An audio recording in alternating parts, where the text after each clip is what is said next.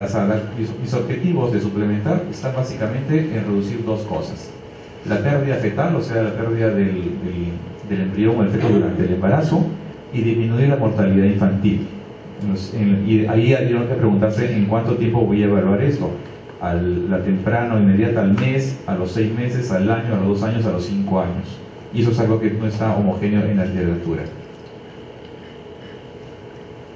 Lo primero que deberíamos saber de la nutrición o de la suplementación materna con múltiples micronutrientes, que en la literatura se habla como MMM, es que no se conoce el mecanismo de acción. Sabemos del hierro y del ácido fólico, pero de los múltiples micronutrientes no sabemos cómo funcionan. Y lo que se estipuló son algunos posibles mecanismos, dentro del cual está que habría una mejora en la función inmune, y esa mejora de la función inmune llevaría a una disminución de la infección y por ende también del parto pretérmino, que actualmente sabemos que hay una relación muy estrecha. La otra hipótesis es que mejoraría el metabolismo energético y los procesos anabólicos con una reducción en la incidencia de la restricción de crecimiento intrauterino. Es una hipótesis que se plantea también. También que mejoraría en la habilidad para responder al estrés y por tanto habría menor producción de radicales libres, sustancias que podrían ser dañinas a nivel celular. Que también los micronutrientes favorecerían la expansión de volumen plasmático secundario a una retención de líquidos. Y por tanto esa mayor volemia también debería mejorar el crecimiento fetal. Y debería haber un incremento de la hemoglobina en forma directa por el aporte de hierro y ácido fólico, y también por una mayor absorción de hierro debido a que estamos suplementando también con vitamina C y riboflavina. No existe forma de saber cómo actúa. Lo único que tenemos son algunos datos epidemiológicos de estudios en los cuales se encontró un beneficio cuando se emplean múltiples micronutrientes, pero no sabemos en realidad cuál de ellos es el más importante y si realmente todos son importantes. Algunos estudios que quiero mencionar son 3 solamente. Hay más y creo que me voy a superponer una vez con mis colegas, pero cuando uno revisa el tema todos vamos a aterrizar al mismo punto. Entonces quise que les solamente 3. Sé de una de ellas que cogió otro, entonces preferí evitarlos. Esto de acá es uno que ha sido publicado el año pasado en Lancet. Hay un estudio, un grupo de estudio para la intervención de micronutrientes en micronutrientes, y que tienen también un brazo que es el lado materno. Este estudio se realizó en Indonesia y básicamente lo que evaluaban era la pérdida fetal y justamente la muerte infantil. Es un estudio doble ciego. Fue realizado en una isla en Lombok, y esta isla tiene una característica, que hay una alta mortalidad materna y una alta mortalidad infantil. Entonces es un grupo poblacional en el que teóricamente debemos encontrar algún beneficio. Y lo que se hacía es comparar la suplementación con múltiples nutrientes en la madre versus la suplementación habitual de hierro y ácido fólico, que es la recomendada por la OMS.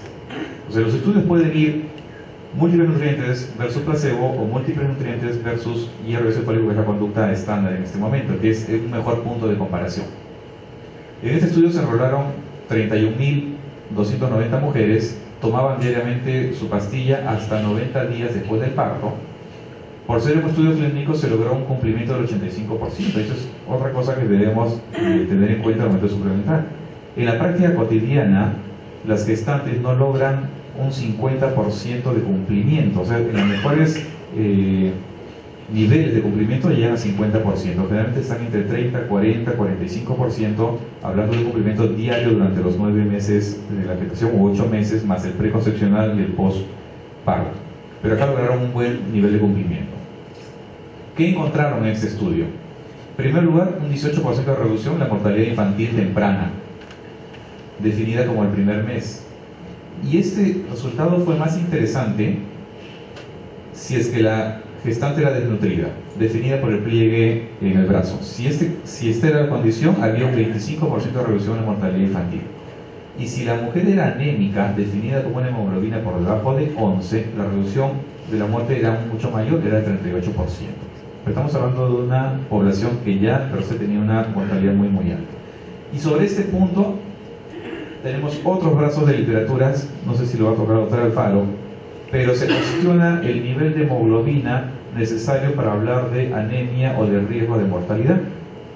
Hay 2 estudios interesantes en el American Journal of Clinical Nutrition, uno de ellos dice que toda gestante debe alcanzar un nivel mínimo de hemoglobina de 10.5 en el segundo trimestre. Y eso es obvio por la fisiología que conocemos, ¿no? Que hay la hemodilución en el segundo trimestre, entonces esa anemia fisiológica que le hemos catalogado en 11, simplemente por un punto arbitrario decidido en OMS, los estudios clínicos dicen que debería bajar a 10.5, y lo que encuentran es que las mujeres que no hacen la hemodilución con hemoglobina de 10.5 tienen peores resultados perinatales que aquellas que están encima. Y uno de los fundamentos por los cuales aparentemente ocurriría esto es porque se requiere una hemodilución para que la sangre sea más fluida, y esa fluidez de la sangre pueda llegar a la neovascularización tanto en los nuevos vasos del trofoblasto, como que esa fluidez debería ocurrir también en el feto para que circule en los nuevos vasos de su cuerpo en crecimiento. Entonces, contrariamente a lo que podríamos pensar en algún momento de mantener una hemoglobina siempre por encima de 11, esto es contraproducente y la mortalidad fetal puede ser mayor. Y la otra cosa interesante es que sabemos que el hierro, al oxidarse, va a producir radicales libres. Y los radicales libres tienen una acción deleteria para las células, sobre todo las células en reproducción. O sea, tienen mayor daño celular, muerte celular o alteración de su ADN o DNA. Y por tanto, sería perjuicioso para una gestante recibir un suplemento de hierro permanentemente si es que no está en un grupo de riesgo. Fíjense que este estudio califica mujeres con una alta mortalidad materna y alta mortalidad perinatal por su estado de nutrición en este grupo. ¿Qué más se encuentra en general? Que hay un 11% de reducción de la muerte fetal y neonatal en conjunto, y que hay una disminución del 14% en el riesgo del bajo peso al nacer, y esta reducción es mucho mayor si la gestante era anémica, porque fue el 33%. O sea, lo que encuentran es básicamente disminución de muerte y disminución de bajo peso al nacer. Que son los dos posiblemente, uno de los dos puntos finales a analizar. Este es otro estudio que fue, ese debe ser al final. Este estudio, publicado en el año 2003, también fue hecho en una población desnutrida en Nepal. Evalúa el efecto de los micronutrientes maternos de suplementación, igualmente en la pérdida fetal y la mortalidad infantil. Si uno busca literatura va a encontrar como 10 artículos con el mismo título, solamente en diferentes lugares. He traído 2 de ellos. Este estudio también fue doble ciego, con 4.926 gestantes en un área rural de Nepal. Nepal ya es un país pobre y el área rural es bastante pobre. Sin embargo, a pesar de eso, no encontraron una reducción en la muerte fetal. O sea, durante el embarazo aparentemente no hubo un beneficio. Pero sí encontraron una reducción del riesgo de la muerte infantil en neonatos prematuros, pero solamente en el grupo que eran prematuros a los 3 meses. Y esa reducción fue alrededor de 20% esa reducción fue de 20% cuando recibían ácido fólico y hierro, pero no hubo beneficio cuando recibieron los múltiples micronutrientes. Y cuando se evaluaron a los fetos a término, no hubo ninguna diferencia en ningún resultado. O sea, solamente obtuvieron beneficio con hierro y ácido fólico en fetos que nacieron prematuros. Este metaanálisis ha sido publicado este año y posiblemente es el que tiene la información más exacta. Hizo una revisión sistemática hasta diciembre del año 2008. Esta revisión incluyó 835 artículos, si no me equivoco, de los cuales solamente 13 calificaron para ser incorporados en el metaanálisis.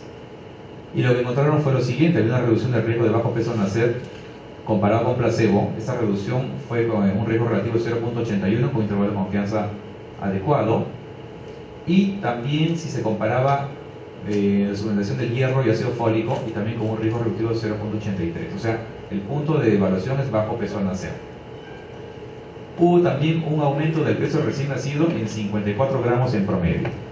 O sea, mis únicos 2 beneficios han sido que mis fetitos pesan, o mis neonatos, 54 gramos más en promedio, y que hay menor riesgo de bajo peso al nacer, pero no tiene ningún impacto en la mortalidad neonatal, ni tiene ningún impacto en la pérdida fetal. O sea, mis puntos de evaluación son esos nada más. Tampoco hubo ningún impacto en la posibilidad de un parto pretérmino o de que el feto sea pequeño para la edad gestacional. ¿Qué puedo concluir? En primer lugar, que las deficiencias de nutrientes afectan a muchas mujeres en edad reproductiva y se asocian a eventos adversos y materno-perinatal. Eso lo conocemos, no es de la revisión, sino que lo conocemos.